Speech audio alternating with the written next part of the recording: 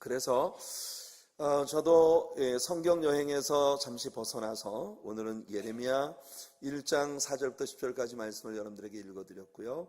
이 말씀을 본문으로 해서 하나님의 자녀로 산다는 것이라는 제목 말씀으로 여러분과 같이 은혜를 나누고자 합니다. 우리가 이 말씀을 이제 이해하기 위해서 먼저 예레미야라는 인물에 대한 개인적인 배경을 그 예레미야라는 인물에 대한 개인적인 배경을 우리가 좀 이야기해 보도록 하겠습니다.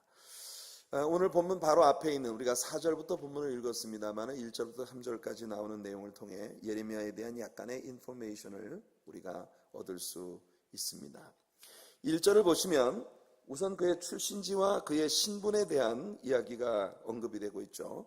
베냐민 땅 아나도스의 제사장 중 힐기야의 아들 예레미야의 말이라.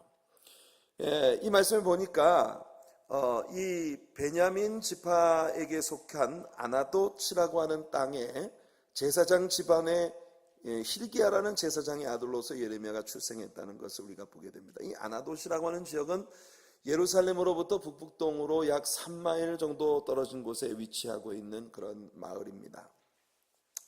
우리가 이제 그 신명기와 여호수아서를 공부를 해보면 하나님께서 가나안 땅에 정착하는 이스라엘 사람들에게 각 지파별로 가나안 땅을 분배해 주시는 그런 장면을 보는데, 각 지파별로 분배받은 땅에서 모여 살게 되어 있지만 레위 지파 사람들, 즉 성전에 종사하는 이스라엘 사람들의 신앙 지도자들로서 섬겨야 할 레위 지파 사람들에게는 특별히 땅을 분배해 주질 않았습니다. 그래서 레위 지파 사람들은 농사를 짓는다든지 무슨 개인적인 어떤 그런 사업이나 이런 것들을 하지 않고 오직 성전에 종사하고 온 가나안의 각지에 흩어진 이스라엘 여러 지파 사람들을 신앙적인 면에서 섬길 수 있도록 하기 위하여 이 가나안 전역에 흩어져 있는 48개의 도시를 레위 지파 사람들에게 주어서 레위 지파 사람들은 각 지파별로 그 지파 안에 그들을 섬기기 위해 흩어져서 살도록 그렇게 하나님께서 말씀을 하신 것입니다. 그 48개 도시 가운데 6개, 요단강 동편의 3개, 요단강 서편의 3개의 도시를 도피성으로 따로 제정하셔서 이제 그 고의적이지 않은 실수로 저지른 범죄로 인하여 목숨을 구원하기 원하는 사람들이 들어와서 이제 그 죽음을 면할 수 있는 그런 도시들을 제공해 주신 것이죠. 어떻든 이렇게 그 레위 지파의 제사장들에게는 따로 기업을 분배하지 않으시고 48개의 가나안 전역에 흩어진 도시들을 주셨는데, 그 중에 하나가 바로 예레미야가 탄생한 이 아나도시라고 하는 베냐민 지파의 땅에 위치하고 있는 레위 지파 사람들의 도시입니다. 이 예레미야는 힐기야의 아들이라고 되어 있는데, 이 힐기야라고 하는 인물은 유다의 역사 가운데 정말 가장 주목할 만한 그런 영적 지도자였어요. 요시야 왕 때에 대제사장으로서 그 열왕기하 22장과 23장을 보시면 이 힐기야의 대활약에 관한 이야기가 나오는 것을 여러분들이 읽으실 수 있습니다. 우상 숭배와 타락의 길을 걷고 있었던 유다 백성들에게 그 하나님을 섬기는 신앙으로 돌아오게 만드는 큰 부흥운동을 일으킨 아주 훌륭한 제사장이었죠. 특별히 이 힐기야는 성전 공사 현장에서 잃어버렸던 모세 오경 두루마리를 찾아낸 사람입니다. 여러분, 이 사실이 우리들에게 굉장히 놀라움을 줍니다. 여러분, 당시의 성경책이라는 게 우리가 가지고 있는 성경책처럼 그렇게 작은 사이즈의 책들이 아니었습니다. 양피시나 이 갈대 껍질을 엮어서 만드는 파피루스 같은 그런 것에 실제 사람의 손으로 전부 필사를 해서 만드는 성경이었기 때문에 이 성경의 볼륨이 굉장히 컸어요. 모세오경 두루마리가 아주 어마어마한 그런 사이즈의 두루마리였을 텐데 세상에 이 성경을 성전에서 잃어버렸다니. 대체 그 시대 사람들이 하나님의 말씀을 어떻게 취급하고 있었는가 하는 것을 아주 단적으로 보여주는 그런 예증이죠. 그런데 그 성전 공사 현장에서 모세오경 두루마리를 찾아내고 난 다음에 이 힐기야라는 제사장이 밤낮으로 성전에서 성도들에게 성경을 읽어주었습니다. 하나님의 말씀으로 다시 돌아가는 그런 운동이 일어나기 시작하면서 당시 예루살렘 성전에는 큰 부흥이 일어나기 시작했어요. 좀처럼 성전에 나오지 않고 좀처럼 교회에 나오지 않던 사람들이 막 성전으로 쏟아져 들어오기 시작하는 그런 막 큰 부흥운동을 일으켰던 사람이 바로 hilkiah라고 하는 대제사장입니다. 바로 예레미야는 그런 훌륭한 이스라엘 유다의 역사에 길이 남을 만한 제사장의 아들이었던 것이에요. 그의 삼촌이었던 샬룸과 그 샬롬의 아내였던 여선지 훌다, 이 삼촌과 숙모도 굉장히 훌륭한 영적인 사람들이었습니다. 이 사람이 예레미야의 아버지인 hilkiah와 함께 하나님의 말씀 운동에 크게 동참했고, 예레미야는 대단한 영적 영향을 가진 그런 집안에서 자라나게 된 것입니다. 성도 여러분, 여러분의 가정에서 자라는 여러분의 자녀들에게 이런 축복의 영향을 미칠 수 있는 부모님들이 되시기를 축복합니다. 그저 여러분의 자녀로 여러분의 집안에서 태어났다는 사실만으로도 큰 복을 안고 태어난, 요즘 한국에서 금수저 논란이, 금수저, 흑수저, 육신적으로 얼마나 큰 복을 타고났느냐, 이런 것은 별로 중요하지 않아요. 여러분들의 자녀들은 영적으로 금수저를 물고 태어나는 그런 자녀들이 되기를 소원합니다. 여러분 가정이 다 영적인 가정이 되어서 예레미야의 집안처럼 그냥 여러분의 자녀로 태어났다는 것만으로 대박인 그런 여러분들의 가정이 되기를 소원합니다. 2절을 보니까 우리들에게 이 예레미야에게 하나님의 말씀이 특별히 임했다고 하는 말씀이 나옵니다. 아몬의 아들 유다 왕 요시야의 다스린 지 13년에 여호와의 말씀이 예레미야에게 임하였고, 이렇게 되어 있어요. 이 예레미야에게 하나님 말씀이 특별히 금상첨화죠. 너무나 좋은 출신 배경을 가지고 있는 영적인 분위기에서 자라나고 있던 이 예레미야에게 그 어린 나이에 하나님의 말씀이 그에게 특별히 개별적으로 임했다고 하는 놀라운 일입니다. 이때는 바로 요시야 왕이 통치하던 시대인데요, 요시야 왕은 그의 부친 아몬의 뒤를 이어서 왕위에 올랐습니다. 여러분들이 이사야 선지자가 히스기야 왕 때에 사역을 했었던 인물이라는 걸 알고 계실 것입니다. 히스기야가 병들어 죽게 되었을 때 이사야를 통해서 하나님께서 히스기야에게 메시지를 보내셨던 걸 여러분들 알고 계시죠? 자, 이 예레미야는 그 히스기야 왕, 히스기야 시대로부터 약 60년 후에 하나님께 쓰임을 받은 그런 인물이에요. 여기서 여러분 유다의 마지막 시대의 역사를 우리가 좀 살펴볼 필요가 있습니다. 히스기야 왕이 죽자 그의 아들 므낫세가 아버지의 뒤를 이어 왕위에 오릅니다. 므낫세는 유다의 왕들 가운데 가장 악한 왕이었어요. 참 신기한 일이죠. 유다 역사에 기억될 만한 선한 왕이었고, 하나님께 사랑을 받았고 하나님을 사랑했던, 그래서 영적으로 또 경제적으로 유다 역사에 큰 부흥을 가져왔던 히스기야라는 왕에게서 태어난 아들이 유다 역사의 최악의 왕이었다고 하는 것은 정말 우리에게 놀라움이 됩니다. 어떻든 이 므낫세는 자기 아버지와는 달리 수많은 선지자들을 죽였는데요, 구전에 의하면 이 므낫세가 자기 아버지의 생명의 은인과도 같았고, 어린 시절부터 아버지의 측근에서 그 모사로, 카운슬러로 아버지의 정치에 큰 도움을 주었던 이 이사야라고 하는 선지자를 톱으로 켜서 죽였다고 전해지고 있습니다. 우리가 히브리서 11장을 읽어보면 세상이 감당치 못하는 믿음의 용장들에 대한 명단이 쭉 나오면서 어떤 사람들은 톱으로 켜서 죽임을 당했다는 이야기가 나오는데, 분명히 히브리서 기자는 이사야를 염두에 두고 그 글을 썼던 것이라고 생각이 됩니다. 이 악했던 왕 므낫세가 죽자 그 아들 아몬이 뒤를 이어 왕위에 오릅니다. 그러나 이 아몬이라고 하는 사람은 오직 2년밖에 통치하지 못했어요. 그가 죽자 요시야라는 이 왕이 왕위에 오른 것입니다. 그러나 요시야라는 사람이 왕위에 오를 때 그의 나이는 겨우 8살에 불과했습니다. 그가 16살 되었을 때, 그러니까 그의 통치 8년 만에 8살의 왕위에 올라서 통치 8년을 하고 16살이 되었을 때 예레미야의 아버지 hilkiah에 의한 부흥운동이 예루살렘 성전에서 여러 같이 일어나게 된 것이에요. 이 요시야 왕은 hilkiah의 부흥운동에 동참하면서 유다 나라에 다시 한번 영적인 큰 개혁과 부흥을 가져온 인물이 된 것입니다. 이 기간 중에 하도 사람들이 찾지 않아서 완전 폐허가 되어버리고 여기저기 무너지고 거미줄이 쳐 있었고 쓰레기 더미가 되어 있었던 예루살렘 성전은 다시금 수축되어지고 수많은 사람들이 들어와 하나님을 예배하는 사람들의 발걸음이 끊이지 않는 그런 부흥을 경험하게 된 것입니다. 이 요시야 왕이 그의 통치 13년을 맞이했을 때, 그러니까 요시야 왕이 21살의 나이였을 때 예레미야가 그의 예언 활동을 시작한 것입니다. 예레미야에게 바로 그때 하나님의 말씀이 임하기 시작한 것입니다. 3절 말씀을 보시면 요시야 왕 이후에 일어난 몇몇 왕들에 대한 이야기가 나오는데요. 요시야의 아들 유다 왕 여호야김 시대부터 요시야의 아들 유다 왕 시드기야의 제11년 말까지 임하니라. 하나님의 말씀이 한순간 예레미야에게 임한 것이 아니라 시드기야 왕 제11년 말 그해 5월에 예루살렘이 바벨론의 느부갓네살에게 완전히 사로잡혀서 바벨론 유수가 시작되어지기까지, 그러니까 유다가 완전히 멸망하는 시점까지 하나님의 말씀이 지속적으로 예레미야에게 임했었다는 사실을 우리들에게 보여주고 있는 것이에요.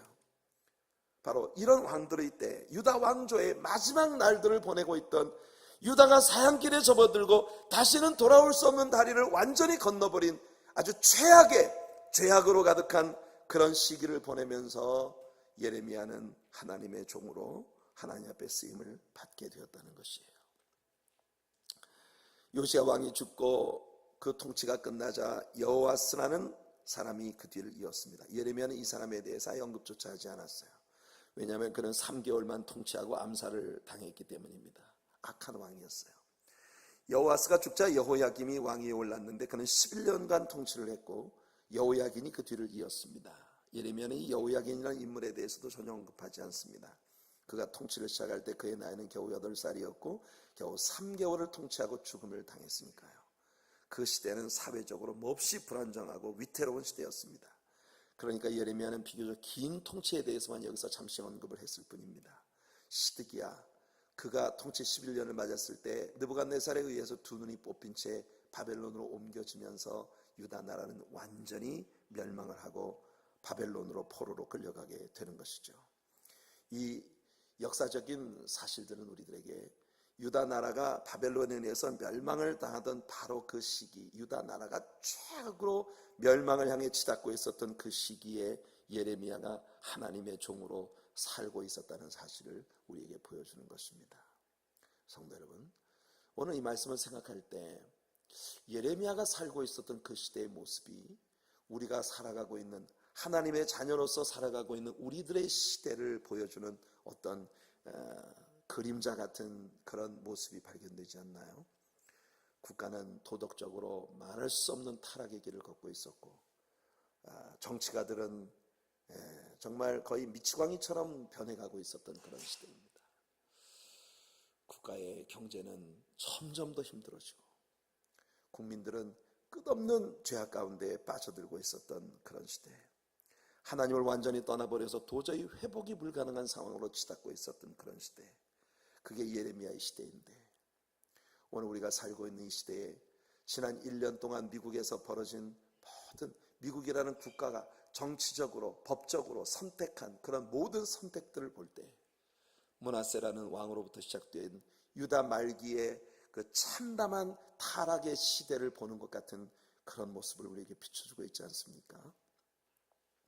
완전히 파괴되어 버린 나라, 한 국가가 참담하게 죽어가는 모습을 지켜보면서 예레미야는 하나님의 종으로 그 시대를 살았습니다. 그 시대에 하나님의 말씀을 그들에게 선포하는 것이 예레미야의 사명이었던 것이에요. 오늘 이와 같은 시대에 하나님의 자녀로 이 시대를 살고 있는 우리들은 하나님께로부터 어떤 사명을 받은 것일까요? 그런 고민을 우리가 함께 해보고 싶은 것입니다.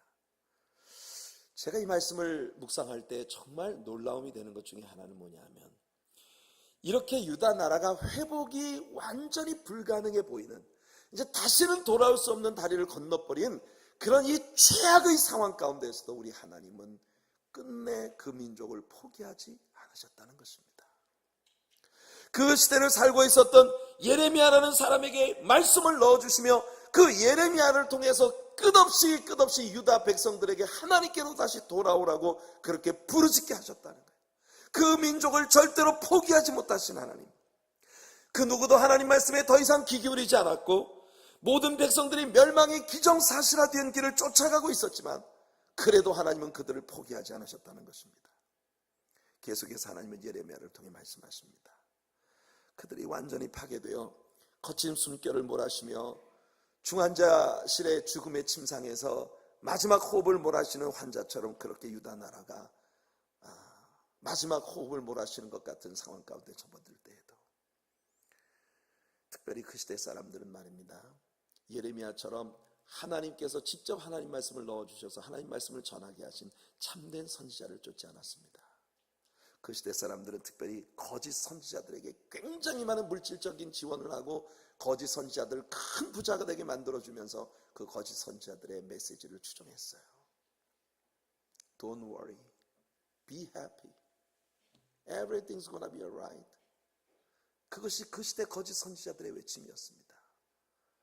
당신들이 하나님의 백성 아닙니까? 하나님이 책임져 줄 겁니다. 모든 게 잘 될 겁니다. 아무 걱정하지 마세요.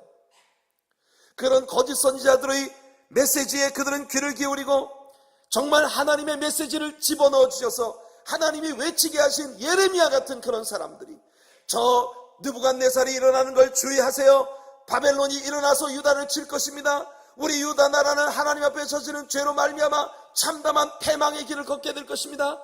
그러나 그 패망한 가운데서도 하나님은 그 백성 유다를 마침내 구원하실 것입니다. 이런 하나님의 메시지를 듣는 것을 사람들은 싫어했던 것이에요. 사람들은 예레미야를 미치광이 취급했습니다. 그를 향해 돌을 던지고 그를 감옥에 가두고 그리고 거짓 선지자들의 말에 귀를 기울였던 것이에요. 불행히도 하나님께서 예레미야에게 주신 말씀처럼 유다는 완전히 멸망을 한 것입니다. 오늘 같은 시대를 살고 있는 우리들에게 예레미야의 삶은 너무나 귀중한 교훈이 됩니다. 우리는 말세가 될 때 사람들이 사욕을 쫓을 스승을 많이 두고 자신들의 육신의 욕심을 만족시켜줄 귀만 긁어주는, 우리 듣기에만 좋은 말들로 살살살살 귀만 시원하게 긁어주는 그런 스승들을 두고 그리고 하나님의 말씀으로부터 완전히 벗어나게 될 것이라고 디모데후서 4장 1절부터 5절에 바울이 경고했던 것을 우리는 기억해야 합니다. 우리가 살고 있는 시대는 바로 그런 시대입니다. 모든 세상 사람들에게 하나님은 무작정 성도들을 축복하는 분이라고 하는 그런 메시지들이 성도들에게 그야말로 인기 킹왕짱인 그런 시대를 우리는 살아가고 있어요.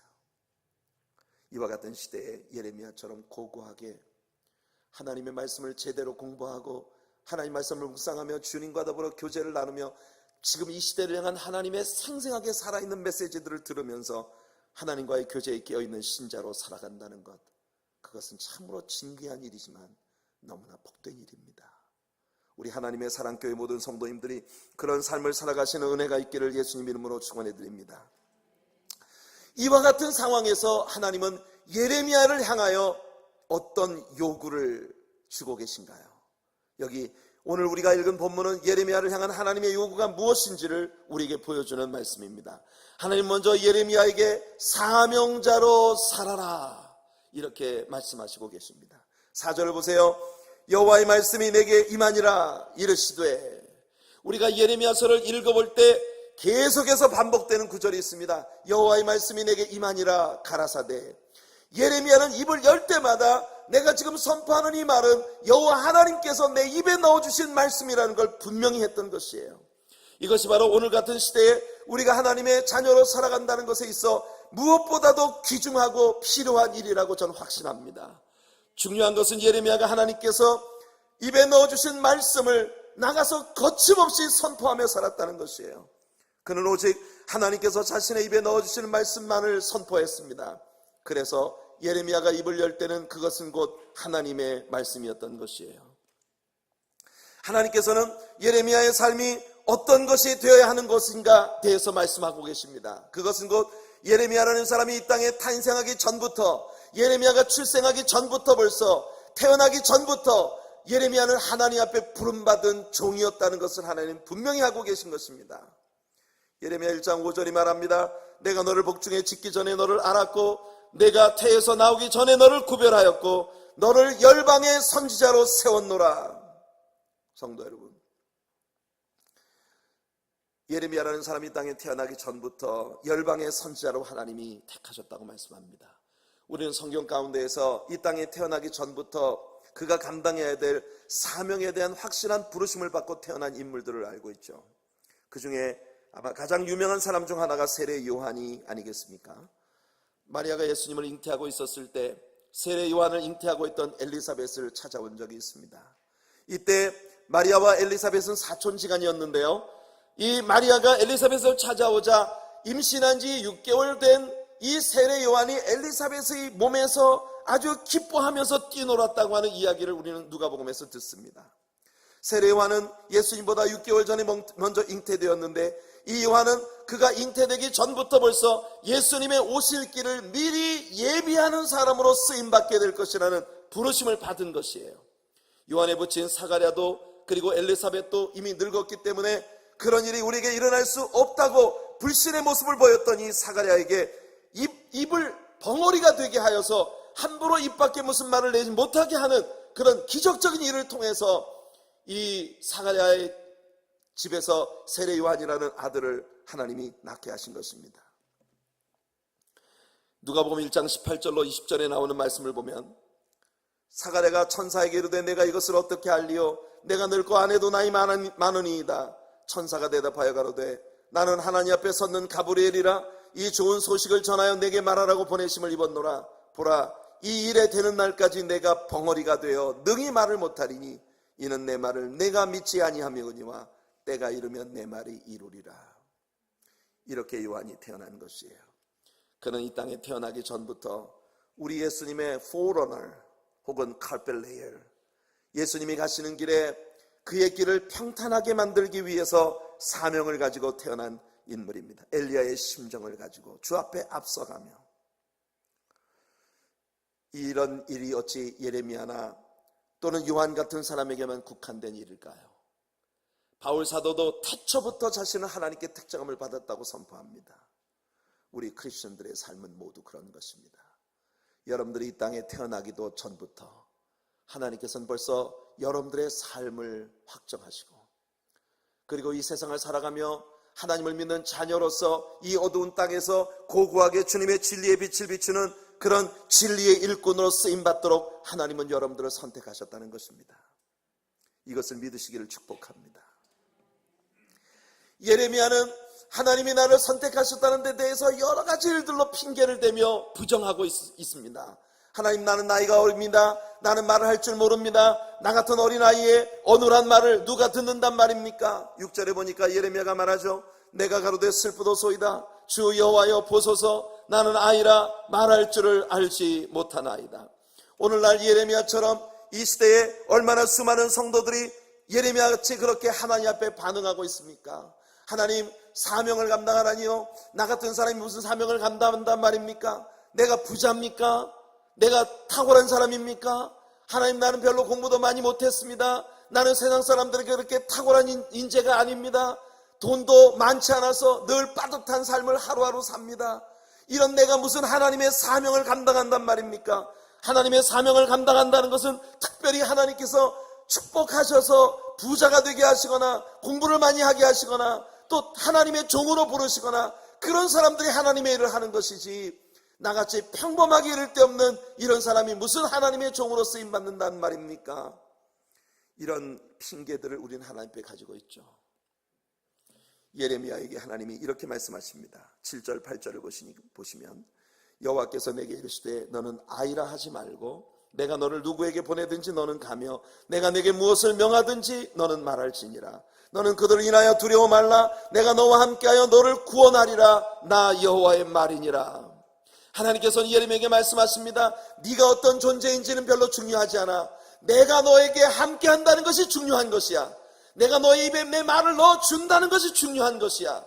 그러므로 너는 내가 가라는 곳에 가라. 만나라는 사람을 만나라. 하라는 말을 해라. 내가 시킨 대로 하기만 해라. 그러면 내가 너에게 복을 주고 너를 구원하고 너와 함께 할 것이다. 이와 같은 시대에 하나님의 자녀로 살아간다는 것은 내가 할 수 있는 일, 내가 좋아하는 일, 그런 것을 하는 것이 아니라 하나님께서 원하시는 일, 하나님께서 기뻐하시는 일을 행하면서 살아가는 것이에요. 다만 주께서 가라는 곳에 가고 만나라는 사람을 만나고 하라는 말을 하는 그런 사람들, 오늘 그것이 우리들의 인생이 되기를 예수님 이름으로 축복해 드립니다.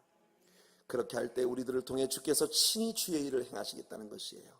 그래서 오늘 본문 마지막 두 구절을 보면 여호와께서 그 손을 내밀어 내 입에 대시며 내게 이르시되 보라 내가 내 말을 내 입에 두었노라. 보라 내가 오늘날 너를 열방 만국 위에 세우고 너로 뽑으며 파괴하며 파멸하며 넘어뜨리며 건설하며 심게 하였느니라. 이와 같이 하나님의 부르심으로 거창하게 시작된 것이 예레미야의 삶입니다. 선지자로서의 그의 삶. 하지만 우리 한번 인간적인 관점에서 예레미야의 생애를 살펴봅시다. 하나님의 자녀로서 예레미야의 삶은 과연 성공한 삶이었다고 우리가 평가할 만한 그런 것이었을까요? 예레미야는 정말 인간적인 관점에서 그는 성공한 삶을 산 인물이었다고 우리 말할 수 있을까요? 여러분, 우리가 이 점을 간과해서는 안 됩니다. 우선 말이에요, 예레미야는 결혼도 못했습니다. 하나님께서 예레미야 16장 1절로 4절까지 말씀해 보면은 너는 아내를 취하지 말고 자녀를 두지 말아라, 하나님이 분명히 경계하신 말씀을 봅니다. 왜냐하면 이 땅에서 태어나는 모든 아이들이 여호와 하나님 앞에 범죄하고 여호와 하나님을 괴로우시게 하고 있다. 그래서 지금 앞으로 다가올 시대는 이 독한 병으로 슬퍼함을 입고 또 매장함을 당하지 못하며 죽음을 당할 수많은 사람들이 나오게 될 어려운 때라는 것을 하나님이 예레미야에게 경고하셨어요.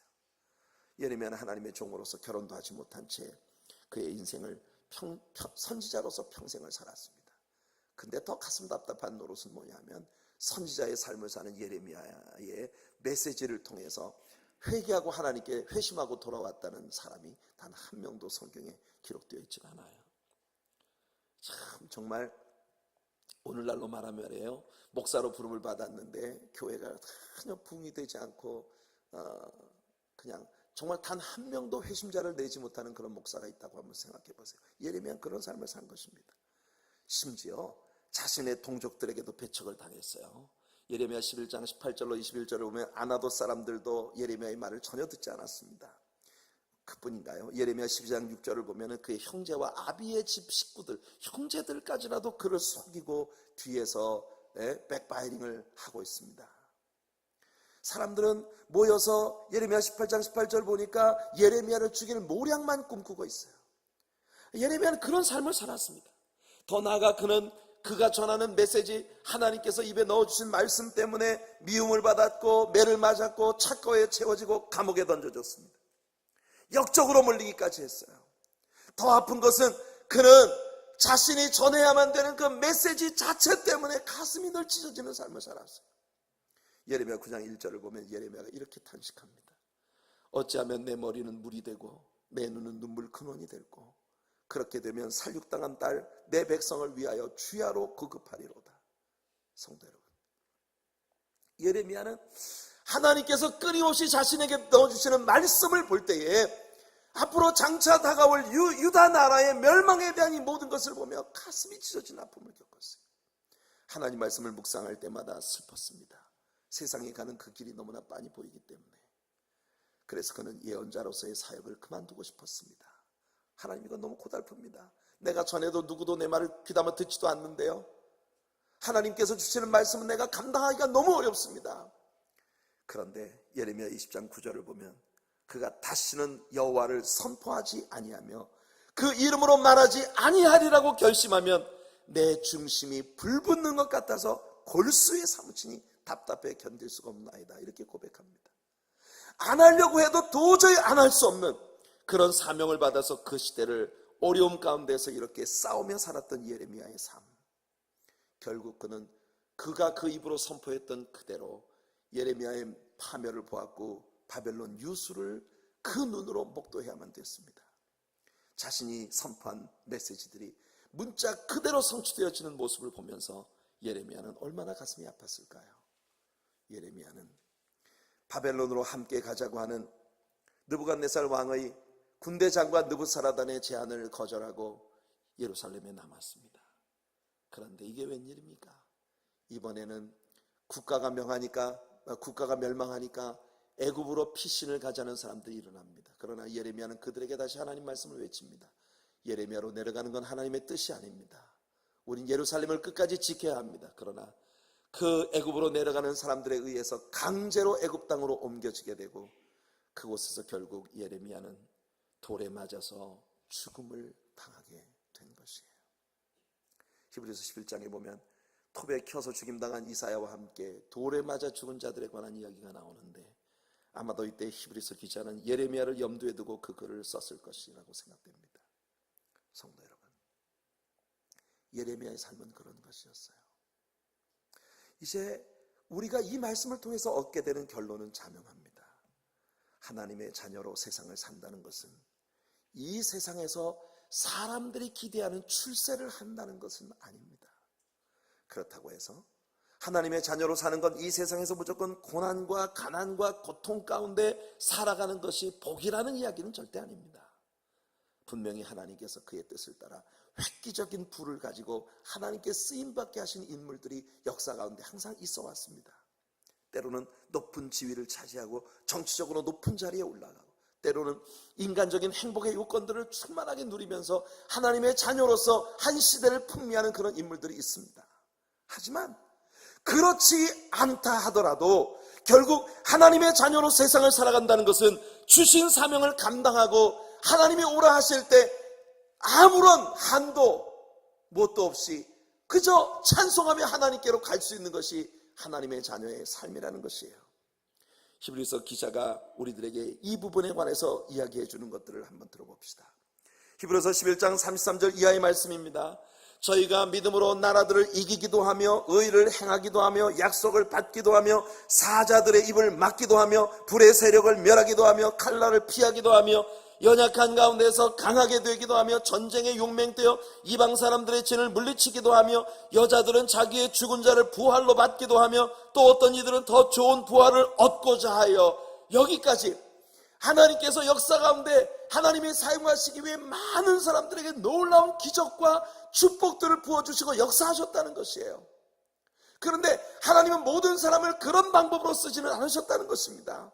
그 뒤에 이어지는 말씀 보면 어떤 이들은 더 좋은 부활을 얻고자 하여 악형을 받되 구차히 면하지 아니하였으며 또 어떤 이들은 희롱과 채찍질 뿐 아니라 결박과 옥에 갇히는 시험도 받았으며 돌로 치는 것과 톱으로 켜는 것과 시험과 칼에 죽는 것을 당하고 양과 염소의 가죽을 입고 유리하여 군핍과 환난과 학대를 받았으니, 그리고 히브리서 기자는 선포합니다.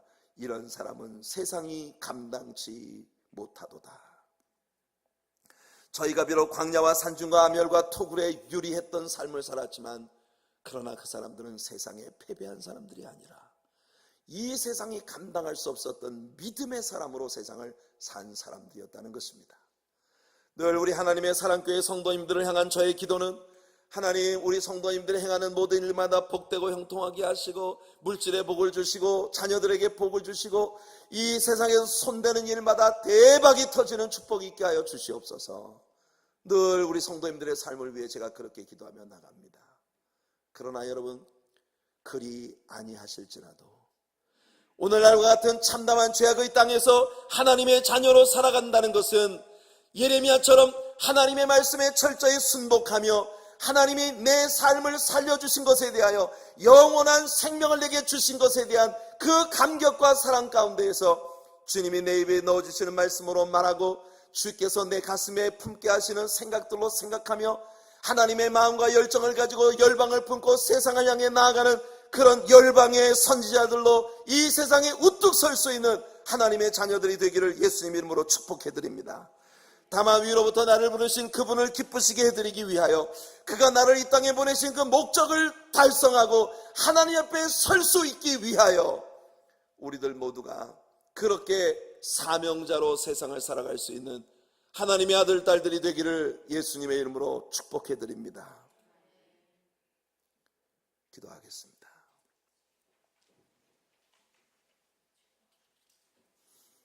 은혜가 풍성하신 우리 하나님, 오늘 우리가 살고 있는 세상을 성경적인 시각으로 바라볼 때 유다의 멸망기에 예레미야가 느꼈던 그 참담함을 느낄 수밖에 없음을 주님께 고백합니다. 하나님의 은혜로 어마어마한 축복을 받고 시작된 미국이라고 하는 나라는 그런 길로 가면 멸망이 기다리고 있다고 성경이 분명히 선포한 길들을 선택하고 있는 모습을 봅니다. 우리가 떠난 우리의 조국, 하나님 말씀으로부터 너무나 먼 곳으로 떠내려가고 고고하게 사명을 감당하던 교회는 진실한 영적 가치를 상실해버린 채 세상과 뒤섞여서 어디가 길이냐고, 어디에 진정한 진리의 길이 있느냐고 세상 모든 사람들이 아우성을 치고 있는 이와 같은 세대를 우리가 살고 있습니다. 이와 같은 때에 하나님과의 깨어있는 교제, 진실한 깊은 사랑, 늘 말씀을 묵상하며 하나님께로부터 생생한 음성을 들으면서 이 세상의 변화의 주체가 되고 이 어두운 땅에 하나님의 진리의 말씀을 선포하는 선지자적 사명을 감당하는 주의 자녀들로 우리가 이 세상을 살아가기를 소원합니다. 세상 사람들의 평가에 우리가 실패자라고 여겨질지 모르지만 하나님, 혹시 우리가 별로 물질적으로 부자가 아니고 육체의 건강도 없고 그리고 혹 사람들에게 비평을 받고 조롱을 받고 돌에 맞고 감옥에 갇히는 일이 온다 하더라도 하나님의 자녀로 세상을 살아간다는 것, 이 귀중한 가치를 절대 포기하지 않는 하나님의 아들, 딸들로 세상을 살아가게 하옵소서. 우리가 주님 앞에 국가와 민족을 품고 기도하며 나아갑니다. 우리의 떠난 조국이, 그리고 우리가 몸담고 있는 이 미국 땅이 하나님의 진리 가운데로 다시 돌아오는 역사가 있게 하옵소서. 끝까지 유다를 포기하지 않고 하나님의 자녀들을 세워 하나님의 마음을 전달하게 하셨던 그 하나님의 뜻을 이 어두운 땅에서 끝까지 고고히 감당할 수 있는 하나님의 아들, 딸이 되도록 우리 하나님의 사랑교회와 이 재단에 속한 모든 권속들을 축복하여 주시옵소서. 말씀으로 깨워 주시옵소서. 성령을 부어 주시옵소서. 은혜를 부어 주시옵소서. 예수님의 이름으로 간절히 기도하옵나이다. 아멘. 우리 주보의 11페이지에 나와 있는 하나님의 은혜, 들은 말씀을 생각하면서 우리가 이 찬양을 함께 부르면서 준비하신 11조와 헌물들로 하나님을 예배하며 나아가겠습니다.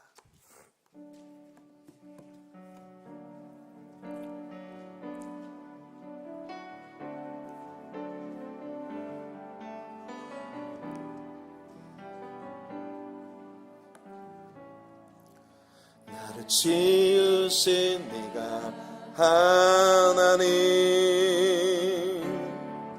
나를 부르신 네가 하나님, 나를 보내신 이도 하나님, 나의 나 된 것은 다 하나님 은혜라. 달려갈 길 다 가도록 나의 마지막 호흡 다 하도록 나로 그 십자가 품게 하시니 나의 나 된 것은 다 하나님 은혜라. 한량없는 은혜, 갚을 길 없는 은혜, 내 삶을